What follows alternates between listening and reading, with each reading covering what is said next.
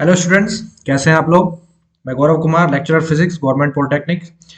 फिर से आपका स्वागत करता हूं आपके अपने चैनल समझो फिजिक्स में। एक्चुअली लेक्चर वन, ये सीरीज जो हमने शुरू की है उसका लेक्चर वन हम कर चुके हैं। ये लेक्चर टू हम आज कर रहे हैं। लेक्चर वन में आपको स्टूडेंट्स याद होगा, जो कल हमने डायमेंशन एनालिसिस के बारे में सीखा था, थोड़ा सा बेसिक आइडिया फिजिक्स का लिया था। फिजिकल क्वांटिटी क्या होती है, उनके टाइप्स, यूनिट के क्लासिफिकेशंस, मात्रक वगैरह, ये सब चीजें हमने देखी थी। आज उसी विमीय विश्लेषण के अनुप्रयोग, एप्लीकेशन की बात करेंगे। जनरली फिजिक्स में हर चीज के कुछ ना कुछ एप्लीकेशंस होते हैं। जो भी चीज आप पढ़ रहे हैं कुछ ना कुछ एप्लीकेशन है, कुछ पर्पस है। ऐसा नहीं है कि बिना पर्पस के हम लोग पढ़ रहे हैं। ओके, जनरली स्टूडेंट्स के मन में क्वेश्चन होता है हम क्यों पढ़ रहे हैं ये सब चीजें। तो हर चीज के पीछे कुछ ना कुछ एनालिसिस जो भी आप कर रहे हैं वो कुछ ना कुछ एप्लीकेशंस उसके होते हैं। तो आज हम विमीय विश्लेषण का अनुप्रयोग करने जा रहे हैं। विमीय विश्लेषण को थोड़ा सा एक क्विक रिकॉल मैं आपको कराता हूं, जो हमने कल पढ़ा था कि फिजिकल क्वांटिटी, कोई भी फिजिकल क्वांटिटी आपके पास होती है, तो फिजिकल क्वांटिटी जिसको हम भौतिक राशि कहते हैं, तो उसके बारे में अगर आप जानते हैं तो डेफिनेटली उसका मैथमेटिकल फॉर्मूला भी आप लिख सकते हैं। अगर कुछ ना कुछ उसके बारे में आप जानते हैं, जैसे फोर्स के बारे में जानते हैं, है ना, तो फोर्स के बारे में कुछ जानते हैं तो उसका मैथमेटिकल फॉर्मूला आप जानते हैं, m into a इसको हम कहते हैं। तो फॉर्मूला आप जानते हैं तो फिर आप उसका यूनिट भी जरूर जानेंगे। फॉर्मूले की हेल्प से ही उसका यूनिट हम पता कर सकते हैं। जैसे फोर्स की ही बात करें तो इसका यूनिट अगर एम के सिस्टम के अंदर हम लिखते हैं तो कितना लिखा जाएगा स्टूडेंट्स, किलोग्राम मीटर पर सेकंड स्क्वायर लिखा जाएगा। और अगर आप यूनिट जानते हैं तो फिर इसी से ही हम इसकी डायमेंशंस का भी पता कर लेंगे। तो यूनिट से ही आपको डायमेंशन का भी पता चल जाएगा। अब डायमेंशन जैसे किलोग्राम के लिए अगर हम यहाँ पे देखें स्टूडेंट्स, तो किलोग्राम का डायमेंशन 1 है यहाँ पर, और मीटर के लिए 1 हम लिखेंगे पावर, और सेकंड के लिए हम पावर कितना लिखेंगे स्टूडेंट्स, -2 लिखेंगे। ठीक है, तो ये 1 जो द्रव्यमान मास के लिए पावर आया है, लंबाई के लिए, लेंथ के लिए मीटर आया है 1, और ये सेकंड टाइम के लिए -2 आया, इन्हीं को हम डायमेंशंस कहते हैं। तो इसी को व्यक्त करने के लिए, एक्सप्रेस करने के लिए एक डायमेंशन फॉर्मूला हम लोग लिखते हैं, यू नो वेरी वेल। तो हम क्या लिखते हैं इसको, mlt-2। ये जो प्रोसेस हमने किया इसी को कहते हैं हम डायमेंशन एनालिसिस। यानी कि एक एक्सप्रेशन दे दिया गया है डायमेंशंस रिप्रेजेंट करने के लिए किसी भी फिजिकल क्वांटिटी के लिए। ओके, तो कोई भी बहुत सारी क्वांटिटीज आप, ड्राइव क्वांटिटी जो भी आप लिखेंगे फंडामेंटल की हेल्प से आप उनका डायमेंशन एनालिसिस कर सकते हैं, उसकी डायमेंशंस देख सकते हैं क्या डायमेंशन होने वाली है।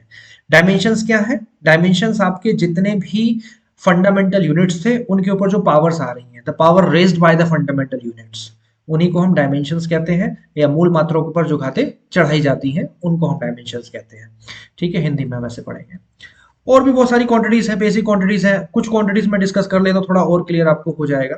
एक बात और थोड़ा मैं आपको बता दूं, ये जो प्रोसेस हमने देखा कि फिजिकल क्वांटिटी के बाद आपको फॉर्मूला पता होगा, फिर यूनिट पता होगा, और फिर डायमेंशन पता होगा, इसका अपोजिट हमेशा सही नहीं होगा। ये चीज भी थोड़ा समझ लें।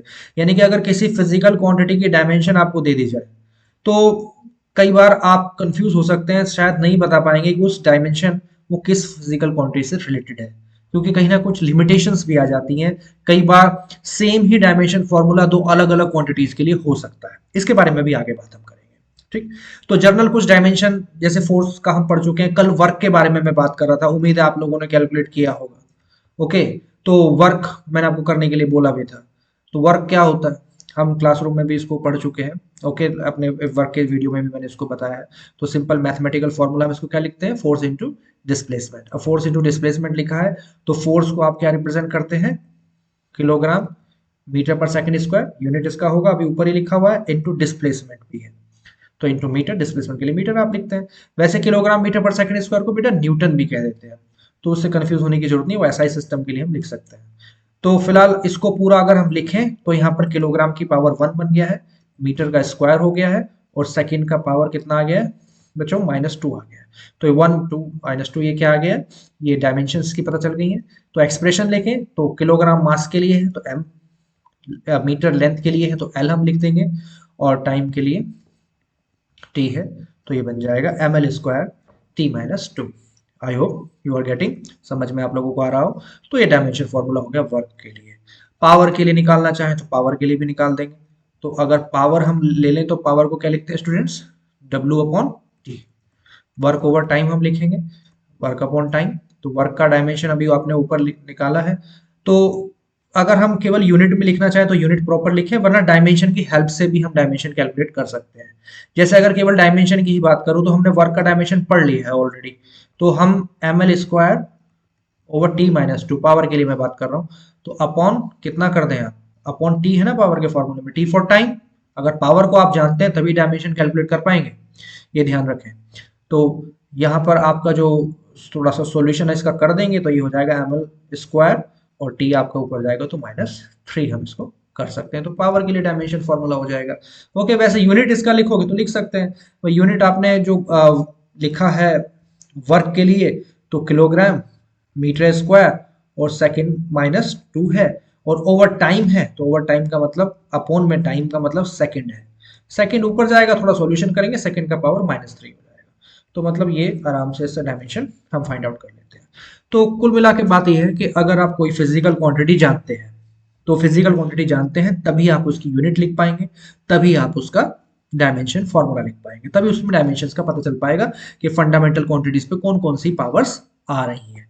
क्वेश्चन आपका ये आ जाता है, ठीक है। 11th में भी पूछ सकते हैं कि कोई भी फिजिकल क्वांटिटी आपको दे देंगे और कह देंगे आपसे कि कोई उसका डायमेंशन लिख दीजिए। इस चैप्टर के अंदर थोड़ी सी एक चीज और आपने समझनी है, कुछ डायमेंशन जो ड्राइव क्वांटिटीज आप पढ़ रहे हैं, कुछ डायमेंशंस तो ऐसी होंगी जो ऑलरेडी आपकी पढ़ी हुई है, 9th में 10th में आपने पढ़ा है। कुछ क्वांटिटीज अभी ऐसी भी इंट्रोड्यूस हो सकती है इस चैप्टर में फॉर द टाइम बीइंग, कुछ समय के लिए, कि आपने नहीं भी पढ़ी है तो उनका भी डायमेंशन निकालने के लिए आपको आ सकता है।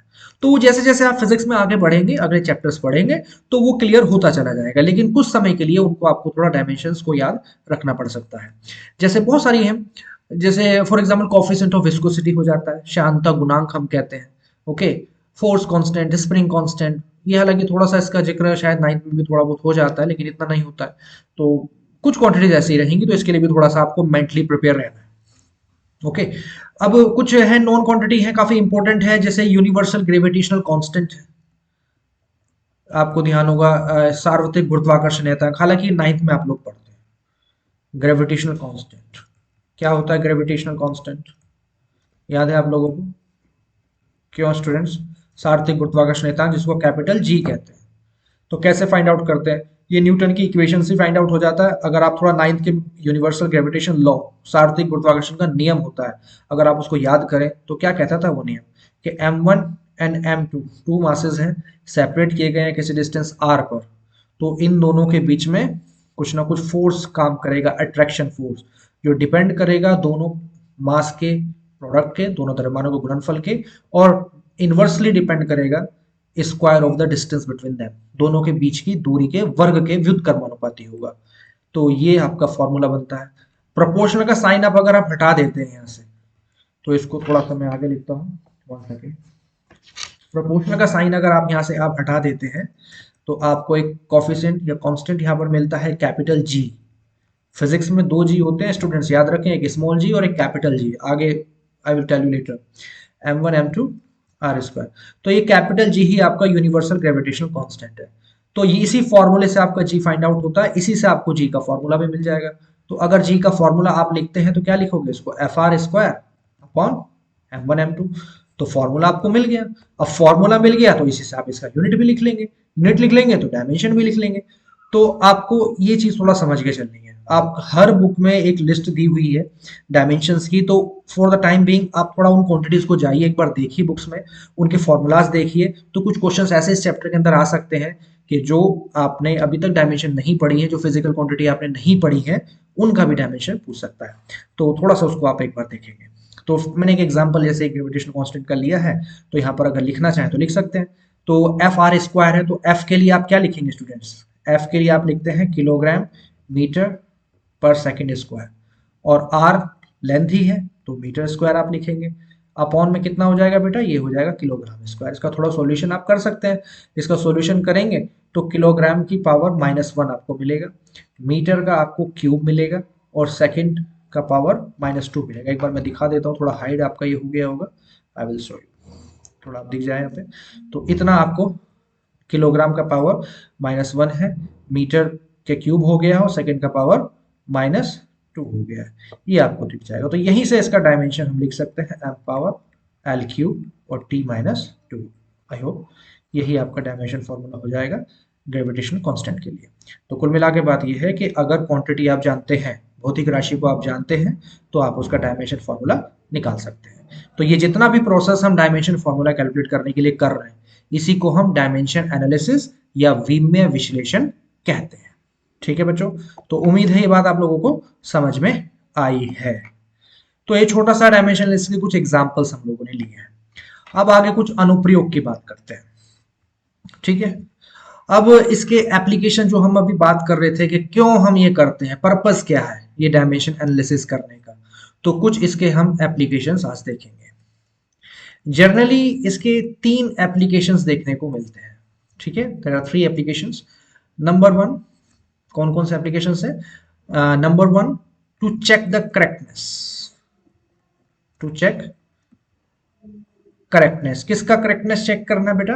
किसी भी गिवन इक्वेशन का, यानी कि सत्यता की जांच करनी है हमने। कोई भी अगर एक इक्वेशन, फिजिकल इक्वेशन आपको क्वांटिटी, फिजिकल क्वांटिटी के साथ दे दी जाती है, पता करना है कि इक्वेशन सही है या नहीं है, तो उसके लिए एक रूल होता है यहाँ पर, जिसको हम बोलते हैं प्रिंसिपल ऑफ होमोजेनिटी। ये थोड़ा सा आप ध्यान रखेंगे, प्रिंसिपल ऑफ होमोजेनिटी। इसको बेटा समांगता का सिद्धांत या समरूपता का सिद्धांत हम बोल देते हैं, याद रखें इसको नाम, तो ना समांगता, आई थिंक ये लिखना चाहिए उसको, समांगता का सिद्धांत। तो होमोजेनिटी का प्रिंसिपल कहता क्या है? एक्चुअली कोई भी इक्वेशन अगर लिखी है, तो इक्वेशन का मतलब है कुछ उसका लेफ्ट हैंड साइड होगा, कुछ राइट हैंड साइड होगा। जैसे मैं मान लेता हूं, लिख देता हूं S इक्वल यू टी।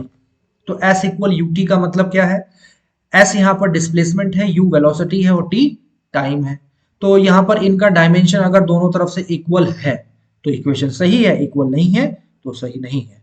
जैसे चेक करें, डिस्प्लेसमेंट S अगर हमारा है तो इसके लिए डायमेंशन क्या लिखते हैं बच्चे? हम L लिखते हैं। U क्या है? वेलोसिटी है, तो इसके लिए डायमेंशन क्या लिखते हैं हम लोग? LT माइनस 1 लिखते हैं। T क्या है? टाइम है, इसके लिए डायमेंशन क्या लिखते हैं हम लोग? T लिखेंगे। तो उसको थोड़ा सॉल्यूशन आप देख लें तो आपको दिखाई दे रहा होगा दोनों तरफ का डायमेंशन क्या आ गया है? इक्वल आ गया है। तो इसका मतलब गिवन इक्वेशन बिल्कुल करेक्ट है। तो अगर इक्वेशंस दोनों डायमेंशंस हमारे बराबर है तो वो इक्वेशन एब्सोल्युटली करेक्ट है डायमेंशनली। ठीक है, अदरवाइज अगर डायमेंशंस विमाएं बराबर नहीं है तो वो इक्वेशन इनकरेक्ट हो जाएगा। इसी को हम प्रिंसिपल ऑफ होमोजेनिटी कहते हैं। इसी के कुछ पर्टिकुलर और भी कुछ पॉइंट्स हो सकते हैं। हमेशा ध्यान रखें, समान डायमेंशन की क्वांटिटीज को ही ऐड किया जाता है। जैसे मैं एक और एग्जांपल आपके सामने ले लेता हूं, आपसे कह सकता है S इक्वल वैल्यू है AT², ऐसा कुछ दे दिया, जहां पर A है एक्सेलरेशन और T है टाइम। अब चेक करते हैं ये इक्वेशन करेक्ट है या नहीं। आपसे कहता है check the correctness of the given equation. ये आपको बताएगा क्वेश्चन के अंदर S क्या है, A क्या है, T क्या है। तो S आपको दे दिया, तो S के लिए डायमेंशन आप पता ही है, L हो जाएगा। डिस्प्लेसमेंट होता है, यहाँ पर विस्थापन है। A है एक्सेलरेशन, मींस त्वरण है, तो त्वरण के लिए आप कितना लिखते हैं स्टूडेंट्स? LT माइनस 2 लिखेंगे। और T क्या है? T स्क्वायर हो जाएगा, तो इस T का स्क्वायर था ना स्मॉल t का, तो T टाइम के लिए यहाँ पर, तो इसको सॉल्व आप करेंगे तो L आ गया। तो मतलब क्या है इसका बच्चे कि डायमेंशन बिल्कुल करेक्ट आ गया दोनों साइड्स का, LHS और RHS का। इसका मतलब गिवन इक्वेशन आपका बिल्कुल सही है। और एक बात आप नोटिस करें, इससे पहले वाले एग्जांपल के लिए इसमें S इक्वल यूटी भी आया था, S भी डिस्प्लेसमेंट के बराबर आया था। तो सीधा सा मतलब है इक्वेशन हमारा लिखा जा सकता है यूटी प्लस हाफ AT²। ऐसे लिख सकते हैं क्योंकि यूटी का भी डायमेंशन वही है और हाफ इसका AT² का भी डायमेंशन वही है। हाफ यहाँ पर एक कांस्टेंट होता है, ये प्रूव हम इसको करते हैं थोड़ा सा ना, इसकी जब इक्वेशंस प्रूव करेंगे थोड़ा बताएंगे। तो हाफ AT², इन दोनों को सॉल्व आप देखते करके, क्योंकि सेम डायमेंशन है तो सेम डायमेंशन की क्वांटिटीज को हम ऐड करके लिख सकते हैं। तो ये भी हमारा एक नियम यहाँ पर होता है। तो प्रिंसिपल ऑफ होमोजेनिटी, समांगता के सिद्धांत का यहाँ विशेष प्रयोग है, ये थोड़ा आप लोगों ने समझना है। तो अभी हमारा जो पहला अनुप्रयोग है, इसकी कुछ एक आधा एग्जाम्पल और लेते हैं, थोड़ा क्लियर होता है। ठीक है, एक एग्जाम्पल और ले लेते हैं। मान लीजिए आपसे कह देता है, एक इक्वेशन आपको दे दिया गया है, आपसे क्वेश्चन देता है कि if mgh equal half mv², okay, और आपसे कह देता है चेक करेक्टनेस, ऐसे आपसे लिख देता है। ठीक है बच्चे, करेक्टनेस चेक कीजिए। इसका करेक्टनेस चेक करने का मतलब इस सत्यता का जांच कर दीजिए। आपको क्वेश्चन में गिवन भी करेगा वो, m यहाँ पर मैं आपको बोल के बता देता हूँ, द्रव्यमान यानी मास है, g acceleration due to gravity है, h हाइट है, m मास और v वेलोसिटी है, वेग। ओके बच्चे, ये सब ये आपको क्वेश्चन के अंदर गिवन कर देगा। तो अभी मैं फिलहाल थोड़ा बोर्ड पे पढ़ा रहा हूँ, वैसे वैसे कुछ क्वेश्चंस आपके हम लेंगे डायरेक्टली, तब उसमें थोड़ा सा आपको क्लियर होगा। तो एम जी एच बराबर हाफ एम वी स्क्वायर है। तो चेक करते हैं करेक्टनेस इसका, इसका सॉल्यूशन कैसे हम निकालेंगे। तो पहले हम एक काम करते हैं बेटा, डायमेंशन ले लेते हैं किसका, LHS का, डायमेंशंस ऑफ LHS। LHS मतलब लेफ्ट हैंड साइड। तो लेफ्ट हैंड साइड पे क्या लिखा है, MGH लिखा है। तो M के लिए डायमेंशन कितना लिखोगे स्टूडेंट्स, तो मास है ना, तो M लिखेंगे। G है acceleration due to gravity, acceleration कोई भी हो तो LT-2। और H क्या है, हाइट, हाइट एक तरह का डिस्प्लेसमेंट ही आप समझिए। तो उसके लिए भी क्या लिखेंगे हम, L लिखेंगे। उसको थोड़ा सॉल्व अगर करते तो कितना आ जाएगा, ML² T-2। तो ये डायमेंशन किसका निकल गया, LHS साइड का निकल गया। इसी तरह से आप डायमेंशन निकाल दीजिए RHS के लिए।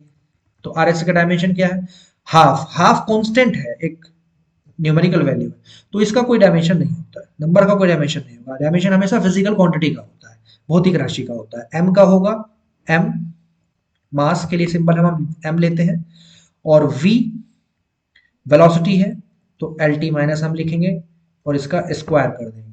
तो ये कितना हो जाएगा बच्चे, ये हो जाएगा ML²T-2। तो यहाँ पे क्या दिखाई दे रहा है आपको, dimension of LHS dimension of RHS के बराबर आ गई है। इसका मतलब क्या है कि given equation is absolutely correct, ये आप लिख देंगे। तो ये प्रिंसिपल ऑफ होमोजेनिटी के अकॉर्डिंग, समानता के सिद्धांत के अनुसार भी ये हो गया है, और पूरी तरह से गिवन इक्वेशन आपकी सही है। तो उम्मीद है बात समझ में आप लोगों को आ रही होगी। यहाँ तो कोई भी जो डाउट आएगा आप पूछिएगा, क्लास में पूछ सकते हैं, कमेंट सेक्शन में पूछ सकते हैं, ठीक है। जो भी स्टूडेंट्स इसको देख रहे हैं, तो जो भी अपने डाउट होंगे क्लियर करके पूछ सकते हैं। और एक चीज और, अगर आपने लेक्चर फर्स्ट अभी तक नहीं देखा है, तो प्लीज लेक्चर 2 पे जाने से पहले लेक्चर फर्स्ट देख लीजिए यूनिट एंड डायमेंशन का, तभी ये चीजें आपको क्लियर हो पाएंगी। ओके, तभी समझ में आएगी बात।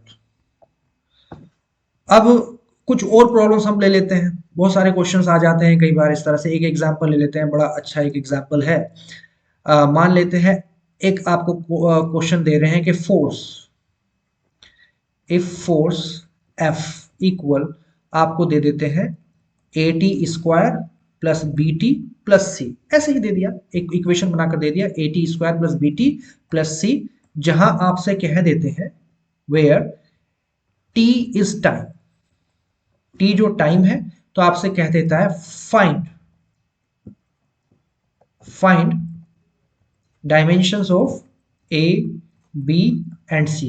ABC का डायमेंशन फाइंड करने के लिए आपसे बोल देते हैं। तो कैसे करेंगे डायमेंशन इसका फाइंड फाइंड आउट। तो अब एक चीज थोड़ा सा ध्यान रखें, अभी मैंने आपको बताया था इस फंक्शनिंग के लिए, इस एप्लीकेशन में, कि हमेशा एक समान डायमेंशंस वाली क्वांटिटी को ही ऐड किया जाता है। सेम डायमेंशंस की क्वांटिटी ही ऐड हो सकती है या सब्ट्रैक्ट हो सकती है। अब यहाँ पर इस गिवन क्वेश्चन के अंदर आप देखें तो आपको इक्वेशन क्या दी है बच्चे, आपको इक्वेशन दी है यहाँ पर AT² plus BT plus C, ये आप सॉल्यूशन कर रहे हैं इसका। तो AT² में बच्चे क्या ऐड हो रहा है, BT ऐड हो रहा है, और इसमें C ऐड हो रहा है। तो यहां से एक चीज क्लियर हो जाती है, जो AT² की डायमेंशन है वही BT की भी डायमेंशन होनी चाहिए। ओके, और वही फिर C की डायमेंशन भी होनी चाहिए। और चूंकि ये आपको बोल दिया गया है कि F के इक्वल है, फोर्स के इक्वल है, ये पूरी इक्वेशन फोर्स के इक्वल इसने बोल दिया है, तो सीधा सा मतलब है यहाँ पर RHS के साइड पर जितने भी तीन पार्ट यहाँ पर बने हैं, जैसे ये फर्स्ट पार्ट हो गया, ये सेकंड हो गया, और ये थर्ड पार्ट हो गया, तीनों पार्ट इंडिविजुअली इनकी डायमेंशन, इनकी विमाएं F के ही बराबर होगी। ठीक है, तो अकॉर्डिंग टू द रूल अगर चले तो यहां पर होगा आपका डायमेंशन ऑफ F किसके बराबर होना चाहिए, ये होगा डायमेंशन ऑफ AT²। ठीक है, सिंपल बात है। अब F की डायमेंशन क्या होती है, देखो डायमेंशन पता है तभी कर पाओगे क्वेश्चन, इसलिए डायमेंशंस को, जो बेसिक डायमेंशंस हैं, फिजिकल क्वांटिटीज हैं, उनको आप थोड़ा सा देख लीजिए, उनको थोड़ा सा कोशिश कीजिए याद रखने का। तो डायमेंशन ऑफ F फोर्स है, याद थोड़ा हो जाना चाहिए, MLT-2। और डायमेंशन ऑफ AT² कितना होगा बच्चों, तो डायमेंशन ऑफ AT² करें तो A का तो हमें निकालना है, T क्या है यहाँ पे, टाइम बोल दिया गया है, तो इसका कितना हो जाएगा T²। तो यहाँ पर डायमेंशन ऑफ A कितना निकल आएगा, तो डायमेंशन ऑफ MLT-2 हो जाएगा, और ओवर में कितना आ जाएगा यहाँ पर T² आ जाएगा। ठीक है बेटे, इसको अगर आप सॉल्व करेंगे तो सॉल्व करने के बाद आपको क्या मिलेगा बच्चा, तो यहाँ मिलेगा ML T minus 4। Okay, bracket में इसको रख दे, ये डायमेंशन हो जाएगा ए के लिए। इसी तरह से आप डायमेंशन बी का बताएं। ओके, कैलकुलेट करके देखिए, पेपर अपने पेन साथ में रखा करो क्लास के साथ में ना, तभी थोड़ा होगा। तो बी का आप निकाल देंगे, इसी तरह से सी का बता देंगे। अब सी का डायमेंशन तो सीधा सीधा आपको दिखाई दे रहा है, वो डायरेक्टली एफ के ही बराबर है। ओके, यानी कि जो फोर्स का डायमेंशन है वही सी का हो जाएगा, तो निकाल देंगे। तो मुझे आंसर बताएंगे इसको ना, कमेंट सेक्शन में आप बताइए बी का डायमेंशन कितना होगा और सी का डायमेंशन कितना होगा। ओके, तो इस तरह के क्वेश्चंस आ सकते हैं, प्लीज इसको करिएगा। उम्मीद है समझ में आ गया। वो जो भी कहीं डाउट आता है तो बेटा उसको जरूर पूछिएगा। अब मैं चलता हूं अगले एप्लीकेशन पे, नेक्स्ट एप्लीकेशन। ये हमारा फर्स्ट एप्लीकेशन था टू चेक द करेक्टनेस। अब हम कर रहे हैं सेकंड एप्लीकेशन, ये आएगा unit conversion. Unit conversion, unit को कन्वर्ट करना है। कन्वर्ट कैसे करते हैं बच्चे, कि किसी पर्टिकुलर गिवन सिस्टम से किसी दूसरे सिस्टम में लेके आना होता है। एक चीज आप थोड़ा समझिए इस कॉन्सेप्ट को समझने से पहले। तो यूनिट कन्वर्जन कैसे, जैसे मान लो आपको 1 किलोमीटर लिखना है, 1 किलोमीटर को मीटर में आप लिखें, तो क्या लिखोगे बेटा, 1000 मीटर लिखोगे। ठीक है, तो वन, मान लीजिए 1 किलोमीटर हमारा गिवन सिस्टम है, तो जो गिवन न्यूमेरिकल वैल्यू है उसको आप n1 कह दीजिए। n1 for numerical value. ये जो किलोमीटर है इसको आप u1 कह दीजिए, यूनिट हो गया। ये डायमेंशन आप कह सकते हैं। और 1000 जो है ये हमारी दूसरे सिस्टम में वैल्यू है, दूसरे सिस्टम में जो वैल्यू है उसको n2 कह दीजिए, दूसरे सिस्टम में जो यूनिट है इसको u2 कह दीजिए। यहां से एक फॉर्मूला आपको डिजाइन होकर के मिलेगा, n1 u1 equal n2 u2। Okay, तो इसी फॉर्मूले की हेल्प से यूनिट कन्वर्ट आप कर सकते हैं, यानी कि किसी वैल्यू को एक सिस्टम में लिखा है और दूसरे सिस्टम में वो कन्वर्ट हो रही है, तो इसका मतलब उसकी न्यूमेरिकल वैल्यू पर्टिकुलर सिस्टम में इक्वल लिखी जाएगी किसी दूसरे सिस्टम में। ठीक है, एग्जाम्पल लेते हैं, थोड़ा समझ में आएगा। एग्जाम्पल हम लेते हैं, इसी से थोड़ा क्लियर होगा। मान लेते हैं, आपको दे देते हैं, इफ स्मॉल जी आपको दे दिया गया है 9.8 मीटर पर सेकेंड स्क्वायर।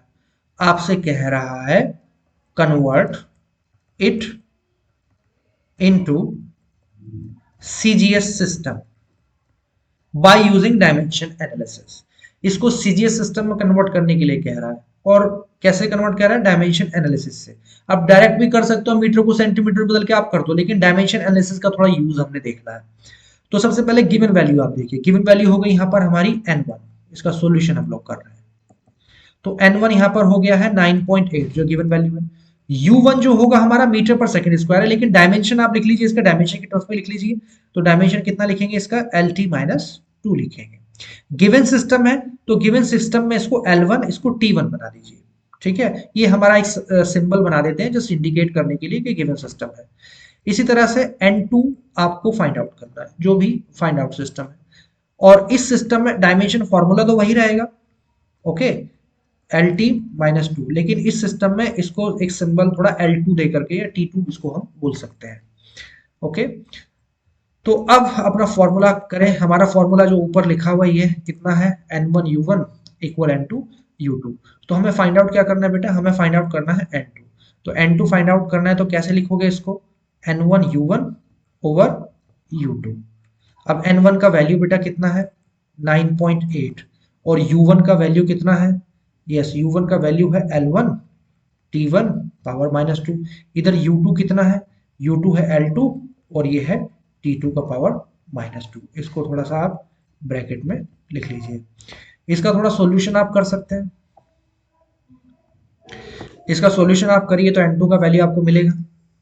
तो n2 ये कितना आ जाएगा, L1 कितना होगा, L1 बेटा ध्यान रहे गिवन सिस्टम में लेंथ है, और गिवन सिस्टम क्या है बेटा, मीटर पर सेकंड स्क्वायर है, मतलब MKS है। तो ये MKS सिस्टम है, तो इसको आप मीटर ही लिखेंगे। L2 क्या है, जिसमें फाइंड आउट सिस्टम है, CGS सिस्टम। CGS आपको पता होना चाहिए क्या होता है, सेंटीमीटर ग्राम सेकंड, तो लेंथ इसमें सेंटीमीटर में होता है, तो सेंटीमीटर रखेंगे। ठीक है बच्चे, और ये T1 क्या है, सेकंड्स है, और ये सेकंड्स है, और होल पावर कितना हो गया, -2 है। ठीक है, इतना आप कर सकते हैं इसको। अब आप थोड़ा सा चेंज यहाँ पर ओपन कर दीजिए, 9.8 मीटर को सेंटीमीटर में कन्वर्ट करके लिखें तो कितना हो जाएगा, 100 सेंटीमीटर और ये सेंटीमीटर हो गया, और इंटू सेकंड से सेकंड आप करेंगे कट तो 1 का पावर -2, 1 का कोई भी पावर 1 ही रहेगा। यहाँ पर सेंटीमीटर सेंटीमीटर भी हटा दीजिए, आपको कितना मिलेगा 9.8 इंटू 100 मिलेगा। इसको सॉल्व करके लिखेंगे तो कितना लिखेंगे 980। ये आपका क्या आ गया n2 का वैल्यू आ गया। Now you have the answer, आपका आंसर आ चुका है। क्या कह रहे थे वो 9.8 मीटर पर सेकंड स्क्वायर आपको दिया था वैल्यू, ठीक है, जी का वैल्यू दिया था, और कन्वर्ट किस में करा रहे थे, सीजीएस में करा रहे थे। n2 निकालना था आपने सीजीएस के अकॉर्डिंग, तो निकल गया। तो सीधा सा मतलब ये हो गया, आपका आंसर क्या बनेगा, आंसर आपका लिखा जाएगा 9 मीटर पर सेकंड स्क्वायर। कन्वर्ट किस में कर दिया आपने, कन्वर्ट कर दिया सीजीएस में, तो ये बन गया है 980 सेंटीमीटर पर सेकंड स्क्वायर। अब आप लोगों के थोड़ा सा माइंड में आ सकता है सर ये तो इजी भी हो सकता था, डायरेक्ट भी कर देते इसको हम। हाँ कर सकते थे, लेकिन ये सिर्फ हमने एक एग्जांपल दिया है डायमेंशन एनालिसिस का यूज करने के लिए। ओके, और डायमेंशन एनालिसिस से कहेगा तो डायमेंशन एनालिसिस से ही करना है, लेकिन कई बार कुछ कॉम्प्लेक्स प्रॉब्लम्स भी आ जाती हैं जिनको आप डायरेक्ट नहीं कर पाएंगे, डायरेक्ट करने में तो डिफिकल्टी क्रिएट होती है, तो डायमेंशन एनालिसिस की हेल्प से हम कर पाते। तो इसके लिए कुछ क्वेश्चंस की हम एक अलग से लेक्चर बनाएंगे, जिससे क्वेश्चंस कराएंगे, है ना, तब थोड़ा बताते हैं। अभी सिर्फ हमने एक एग्जाम्पल बताया है। ओके बच्चे, ये आपका सेकेंड एप्लीकेशन कंप्लीट हुआ, यूनिट कन्वर्जन। तो यूनिट कन्वर्जन बहुत क्वेश्चंस इसमें यूनिट कन्वर्जन के आ जाते हैं। जैसे चलो एक क्वेश्चन मेरे माइंड में आ रहा है, क्विकली मैं थोड़ा सा इसको ले लेता हूं। एक क्वेश्चन आ रहा है बेटा, हम कह देते हैं, कई बार कह देता है कन्वर्ट 1 जूल इनटू अर्ग। अर्ग में कन्वर्ट करने की सिर्फ इतना बोल देता है, 1 जूल को अर्ग में बदलिए, ऐसे आपसे बोलेगा। तो बेटा जूल आपको पता होना चाहिए क्या है, अर्ग पता होना चाहिए क्या है। तो जूल अगर रिकॉल करें, वर्क आप 9th क्लास में पढ़ते हैं, तो जूल एसआई यूनिट है वर्क का, ओके, और अर्ग है सीजीएस यूनिट। जूल वर्क का एसआई यूनिट है और अर्ग है सीजीएस यूनिट। तो वर्क की बात हो गई है, तो सीधा सा मतलब है सबसे पहले सॉल्यूशन में जब जाएंगे तो n1 आइडेंटिफाई करो, कितना होगा यहाँ पर 1 हो जाएगा। u1 आइडेंटिफाई करो, u1 जूल के लिए मतलब वर्क के लिए, वर्क का डायमेंशन फॉर्मूला क्या होता है अभी ऊपर बताया गया था, ml square t minus 2। Given system के लिए एक 1 सिंबल डाल दीजिए, ठीक है, थोड़ा सा याद रहेगा गिवन सिस्टम है। दूसरा फिर n2 आपको फाइंड आउट करना है, और u2 डायमेंशन फॉर्मूला वही रहेगा, बस सिंबल चेंज करेंगे थोड़ा सा सब्सक्रिप्ट में, तो ये हो जाएगा 2। तो m2 l2 ये सब जस्ट इंडिकेशन है कि गिवन सिस्टम है और कुछ नहीं। ओके बच्चे, तो अब लगाइए अपना फॉर्मूला। क्या फॉर्मूला कहते हैं, n1 u1 equal n2 u2। तो यहां से आपका n2 फाइंड आउट हो जाएगा, n2 फाइंड आउट होगा तो कितना लिखेंगे इसको, कितना लिखेंगे, लिख सकते हैं ना ऐसे। तो n1 का वैल्यू कितना है 1 है, u1 का वैल्यू कितना है, u1 का वैल्यू है m1 l1 square t1 minus 2, थोड़ा सेपरेट करके मैं लिख रहा हूँ, थोड़ा बड़ा बड़ा, और ये हो जाएगा m2, ये हो जाएगा बच्चे l2 स्क्वायर, और ये हो जाएगा t2 का पावर -2। लिख सकते हैं ना, इसको थोड़ा सेपरेट करके आप लिख दीजिए। Okay, I hope you have no objection, clear होना चाहिए। ओके स्टूडेंट्स, अब इसको देखें, 1 m1 कितना है, गिवन सिस्टम है ना, गिवन सिस्टम क्या था, जूल था, और जूल है एसआई, और एसआई सिस्टम होता है एमकेएस का एक्सटेंडेड फॉर्म, तो ऑब्वियस बात है m1 किलोग्राम होना चाहिए। m2 अर्ग है सीजीएस सिस्टम, ग्राम होना चाहिए, इनटू l1 क्या है, लेंथ है, गिवन सिस्टम, गिवन सिस्टम में जूल मतलब एमकेएस, तो ये मीटर होना चाहिए, और ये सेंटीमीटर होना चाहिए। क्यों बच्चे, समझ में आ रही है बात, ये स्क्वायर है तो स्क्वायर आप कॉमन भी करके लगा सकते हैं। और यहाँ पर जो टाइम है आपका, टाइम दोनों ही सेकंड में, तो होल पावर इसको -2 आप लिख दीजिए। कोई आई होप कोई दिक्कत यहाँ तक नहीं होनी चाहिए।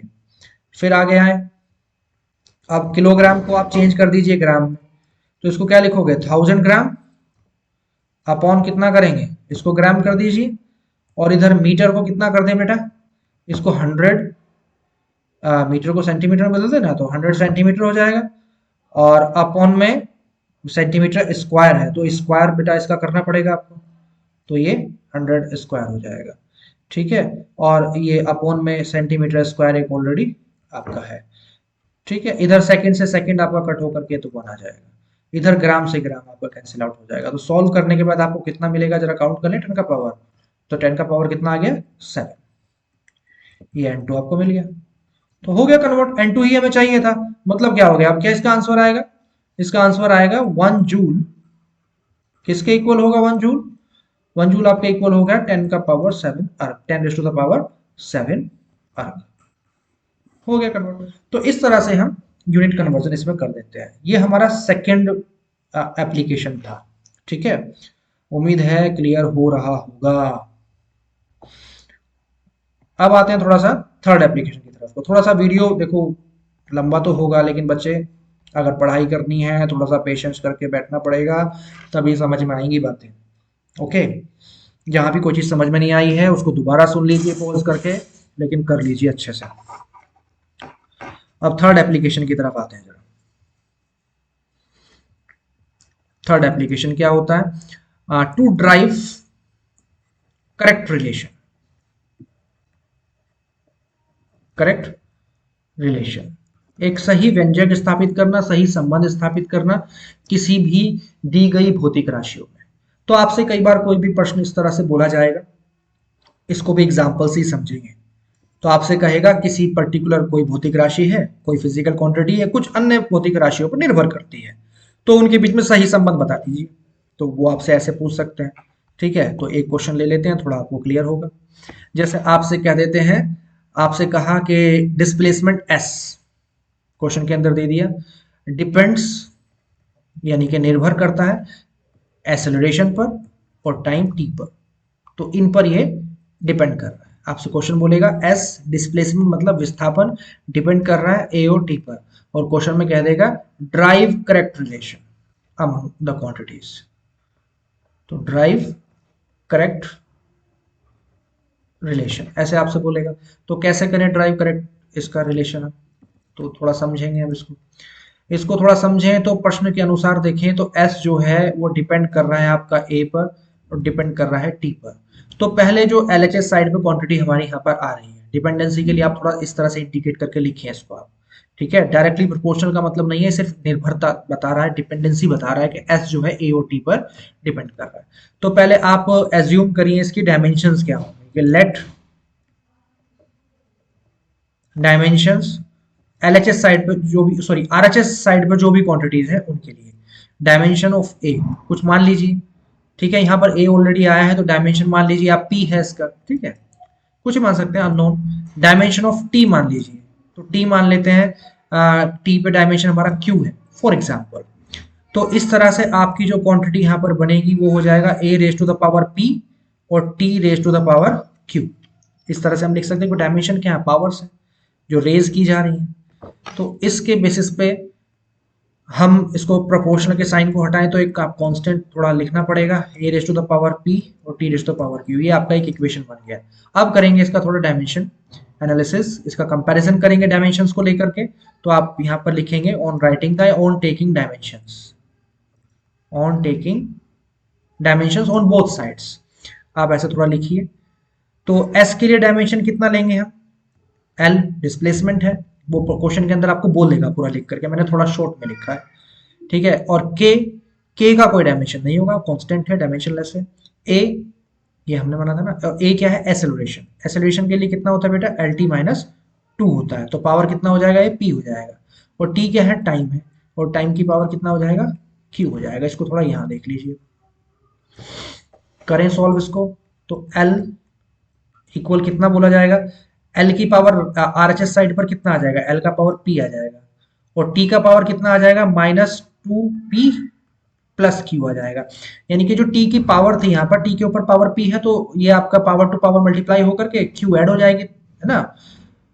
तो 2p plus Q. I hope ये समझ में आएगा, सिंपल मैथमेटिक्स रूल था। अब पावर कंपेयर कर दीजिए। अब एल का पावर आपको कितना दिखाई दे रहा है, RHS पर p है और यहाँ पर कितना दिखाई दे रहा है, 1। एल का पावर यहाँ 1 है ना बेटा, और यहाँ p है, कंपेयर हो गया, p का पावर, p का वैल्यू 1 आ गया। और इधर दूसरा एक आपको दिखाई दे रहा है, t का पावर LHS पर है ही नहीं, तो t का मतलब t ही नहीं है, तो t ही नहीं है, इसका मतलब t का पावर मोस्ट प्रोबेबली 0 होना चाहिए। t के पावर किसी भी नंबर का पावर 0 होता है, 1 होता है।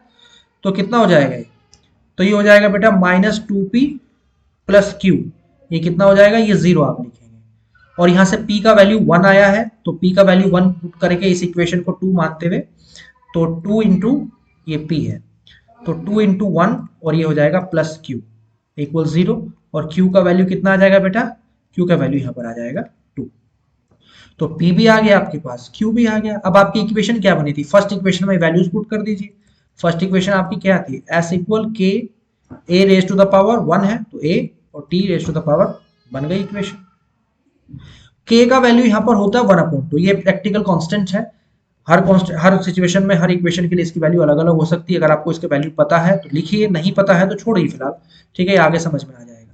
तो s इक्वल फिलहाल 1/2 होता है, इसका वैल्यू एक्सपेरिमेंटल वैल्यू है हाफ AT स्क्वायर। तो ये आ गया करेक्ट रिलेशन। तो हमें सिर्फ बताया गया था कि s जो है डिपेंड करता है a और t पर, और करेक्ट रिलेशन हमें ड्राइव करना था। तो ये जस्ट हमने एक एग्जाम्पल की हेल्प से समझाया। बहुत सारे एग्जाम्पल इसके बन सकते हैं, बहुत सारी प्रॉब्लम्स इस पे आधारित आ सकती हैं। तो एक अगला लेक्चर में सिर्फ इन पे बेस्ड प्रॉब्लम्स रिलेटेड ही बनाऊंगा, ठीक है, जिसमें सिर्फ ये प्रॉब्लम्स ही डिस्कस करेंगे। इस चैप्टर से रिलेटेड जितने भी इंपॉर्टेंट क्वेश्चंस हैं जो बन सकते हैं, आ सकते हैं आपके 11th क्लास के लिए और पॉलिटेक्निक सेमेस्टर फर्स्ट के लिए, तो वो सब के लिए हेल्पफुल रहेगा फिजिक्स के अंदर, ठीक है। I hope you are enjoying the learning physics. Physics आपको समझ में आ रहा होगा, अच्छा आपको लग रहा होगा, तो प्लीज अच्छा लग रहा है तो जरूर कमेंट करके बताना। और समझ में आ रहा है, टाइम थोड़ा सा दीजिए इसको, सब्जेक्ट बहुत इंटरेस्टिंग होता है, बिल्कुल आपको मजा आएगा जब अच्छे से आप इसको कंटिन्यू पढ़ेंगे। कहीं पे कोई चीज अगर समझ में ना आई है तो थोड़ा वो मुझे बताना, ठीक है, पर्सनली भी बता सकते हो, और मुझे आप कमेंट में भी यहाँ पे लिख के बता सकते हो, ठीक है ना, I will try to solve it. तो आज ये 3 अनुप्रयोग हमने देखे, तीनों को एक बार थोड़ा सा रिकॉल अगर आप करें तो पहला हमने देखा था, पहला अनुप्रयोग क्या था, टू चेक द करेक्टनेस, दूसरा था यूनिट कन्वर्जन, और तीसरा था ड्राइव द करेक्ट रिलेशन। तो बच्चे ये तीनों अनुप्रयोग की प्रैक्टिस थोड़ा सा कीजिए, इन पे बेस्ड क्वेश्चन आने की पूरी पूरी पॉसिबिलिटी होती है, डेफिनेटली आएगा ही आएगा, ये समझ लीजिए, ठीक है। तो आज इतना ही रखते हैं इसमें, वीडियो ज़्यादा लंबा ना हो, इस चीज़ का भी ध्यान थोड़ा रखना होता है। Okay, I hope you are enjoying. तो मिलते हैं अगली वीडियो में, तब तक के लिए bye bye and have a good day. Thank you very much, thanks for watching. Okay.